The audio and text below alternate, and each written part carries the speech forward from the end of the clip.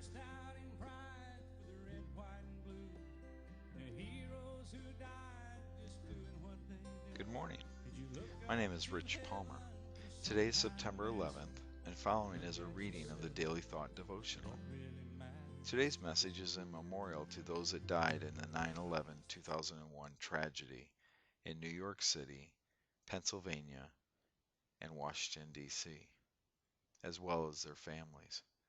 Today's message is titled, There is Hope. Let's start with a word from the Lord today. Reading from Matthew 12:21. In His name, the nations will put their hope. It has been 9 years to the day. September 11th, 2001 is a day that will forever stir memories in the hearts of people all across America and around the world. It is a day where thousands of lives were taken from every race, culture, ethnicity, age, and sex. The massive death toll on that day knew no boundaries and did not target individuals but the general populace. Heroes rose from the chaos and demonstrated the resolve of humanity to help one another, despite our differences. It mattered not the color of our skin or the type of car we drove on that day. People came from every walk of life and traveled great distances by car or bus to help, just because they wanted to, not because there was anything in it for them.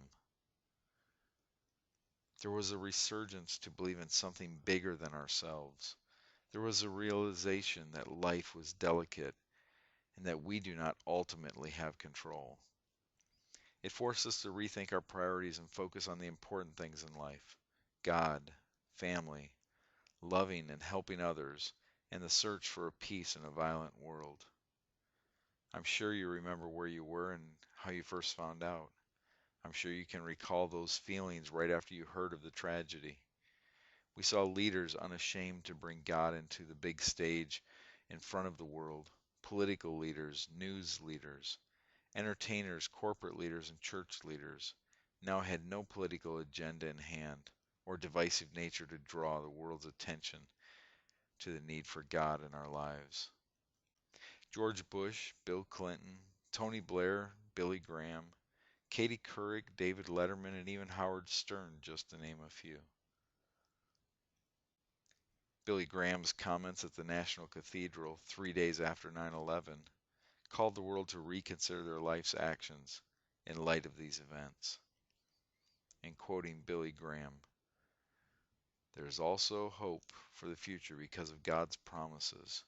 As a Christian, I have hope not just for this life, but for the heaven and the life to come. And many of those people who died this past week are in heaven right now, and they wouldn't want to come back. It's so glorious and so wonderful." And that's the hope for all of us who put our faith in God. I pray that you will have this hope in your heart. This event reminds us of the brevity and the uncertainty of life. We never know when we too will be called into eternity. I doubt if even one of those people who got on those planes or walked into the World Trade Center or the Pentagon last Tuesday morning thought it would be the last day of their lives. It didn't occur to them, and that's why each of us needs to face our own spiritual need and commit ourselves to God and His will now. President Bush also spoke at the National Cathedral that morning and called out that God's ways are not our ways. Quoting President Bush, "God's signs are not always the ones we look for. We learn in tragedy that His purposes are not always our own. Yet the prayers of private suffering, whether in our homes or in the great cathedrals, are known and heard and understood. There are prayers that help us last through the day or endure the night. There are prayers of friends and strangers that give us strength for the journey. And there are prayers that yield our will to a will greater than our own. This world He created is of a moral design. Grief and tragedy and hatred are only for a time. Goodness, remembrance, and love have no end, and the Lord of life holds all who die and all who mourn." Only through our hope in God above are we able to confidently find any purpose for these tragic events. For in God, all things can be used for the betterment of His kingdom. Today, I believe it is important to reflect on those that were lost in this tragedy and to pray for their families for continued healing. We also need to refocus our attention on the things that have wavered in the last 9 years, namely the focus on God and the need for God in the life of each and every one of us. It would appear that we have slowly come to a point of forgetting the courage, the strength, and the solidarity that was such a strong part of our fabric in 2001 to 2003.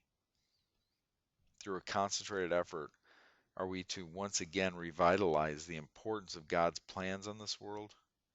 Be a part of this movement by not letting the memories of that tragic day slip away, neither let the need for God in our world be minimized. Have a blessed day in the Lord, my friends. Once again, this is Rich Palmer reading from the Daily Thoughts devotional on September 11th, 2010. If you would like a printout of this devotional, you can go to www.10minutereader.com. Have a blessed day. They lost their